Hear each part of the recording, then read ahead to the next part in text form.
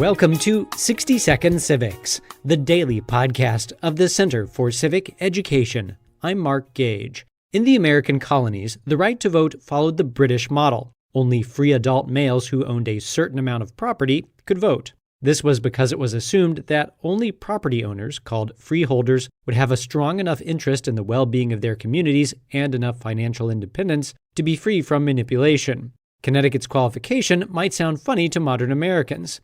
In order to vote, a man had to demonstrate maturity in years, quiet and peaceable behavior, a civil conversation, and 40 shillings freehold, or 40 pounds personal estate. Voting requirements changed with the American Revolution, which began in 1776. Pennsylvania, for example, began allowing tax-paying adult men to vote. New York also liberalized voting with its 1777 Constitution. New Jersey briefly allowed adult women to vote if they owned a certain amount of property. The catch was that if the woman were married, her property would normally be considered to belong to her husband.